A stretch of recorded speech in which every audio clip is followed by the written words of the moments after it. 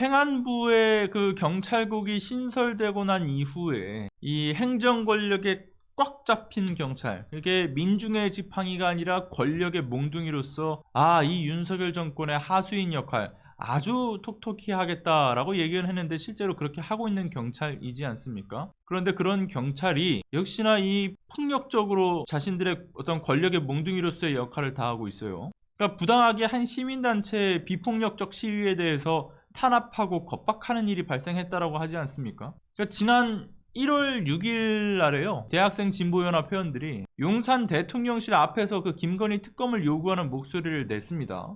그리고 면담을 요청을 했죠. 그리고 이제 검문소를 통해서 진입을 시도한 어떤 혐의로 이제 경찰에 체포가 되는데, 이때 경찰은 현장에 있던 회원들 16명에 대해서 구속영장을 당시에 청구를 했었어요. 그런데 결과는 어땠습니까? 결과, 그 구속영장 청구 실질 심사 결과 법원에서는 이거 사건 범행의 경위라든가 내용을 딱 봤을 때 구속은 좀 하기 어렵다, 구속 사유나 필요성이 인정될 수 없다, 이러면서 모두 기각을 합니다. 실제로 당시에 어떠한 좀 이 구속영장을 청구할 만큼의 심각한 범죄 행위가 있었던 것도 아니었던 데다가 당시 현장에 뭐 CCTV가 없었던 것도 아니잖아요. CCTV도 있었기 때문에 그 당시 어떤 상황이었는지 그 상황을 알 수 있는 증거도 제대로 보존이 되어 있어요. 그리고 이 단체, 갑작스러운 신생단체로 깜짝 등장해가지고 그 구성원들의 존재도 뭐 어중이 떠중이가 있는 게 아니지 않습니까? 이미 수차례 이러한 여러 사회 문제나 관련된 문제에 대해서 이 시위를 열어왔던 시민단체죠. 근데 구속의 사유가 되려면 몇 가지 조건이 필요하죠. 일정한 주거가 없거나 증거를 인멸할 염려가 있거나 도망가거나 도망갈 염려가 있을 경우에 구속영장이 청구가 되고 그 조건에 맞춰서 구속이 됩니다. 그런데 그 어느 하나 이 해당 사항이 없는 시민단체 구성원들에 대해서 무리하게 구속영장을 청구를 했었던 거였죠. 그리고 법원에 의해서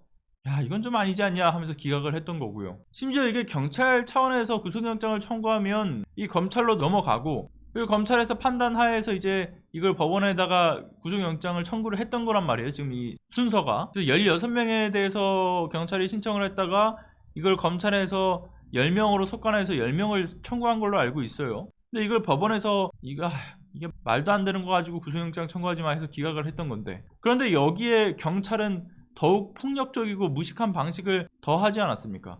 그게 이번에 새롭게 확인된 소식인데, 대학생 진보연합 회원들이 구속영장 이게 법원에 의해서 전부 기각됐는데도 불구하고 경찰이 구속영장을 다시 신청을 해요. 그런데 이걸 앞서 이제 신청했던 16명 말고요, 이번에는 사건 당시에 현장에도 없었던 간부 4명에 대해서 신청을 해요. 그러니까 경찰 측에서 압수수색을 통해서 확보한 통화 내역을 통해가지고 이걸 간부들이 자신들의 지위를 이용해가지고 범행에 참여하도록 설득하고 주도하면서 배후에서 시위를 기획을 했기 때문에 이거 조직범죄다, 조직범죄이기 때문에 그 주동자 4인을 구속을 해야 된다, 이런 이유로 청구를 했다라는 거예요. 그러니까 이미 앞서 신청했던 16명에 대해서 법원 측에서 뭐라고 판단을 합니까? 집단적 폭력행위라고 볼 수 없다라고 판단을 해버리니까 그럼 이걸 또다시 넣을 수는 없겠다라고 판단을 한 모양이죠. 그러니까 어떻게든 억지스럽게 조직범죄라는 단어 하나를 딱 바꿔놓고는 교묘하고 아주 집요하게 괴롭히기에 들어간 겁니다. 어이가 없는 거는 시민단체나 어떤 이렇게 집회나 시위를 열기 단계에서 그 조직적으로 그 이전 단계에서 준비를 어떻게 하겠습니까? 어떤 목적도 어떤 메시지도 없이 그냥 언제 어디서 모여, 이게 끝이 아니잖아요. 통상적인 어떤 준비나 회의 절차가 있는 거고, 그 과정에서 뭐 전화를 해서 넌 이번에 이것 좀 맡아줬으면 좋겠어, 다른 친구는 이걸 할 거야, 이런 등등의 세부적인 논의도 진행이 될 겁니다. 그런데 이런 것을 조직범죄라고 치부하면서 사건과 관련 없는 사람들마저 끌어들여서 영장을 청구하니 그 목적성이 대단히 불순하다라는 것, 누가 봐도 노골적인 겁박과 탄압이 있음을 보여주고 있는 것 아닙니까? 아니, 현장에 있던 사람들도 아닌 사람을 끌어들여가지고 쟤네들이 배후야 라고 지목을 하면서 단순한 통화 내역과 같은 허술한 증거를 근거로 들고, 심지어는 구속영장 조건에도 부합되지 않는 내용, 이렇게 무리하게 구속영장을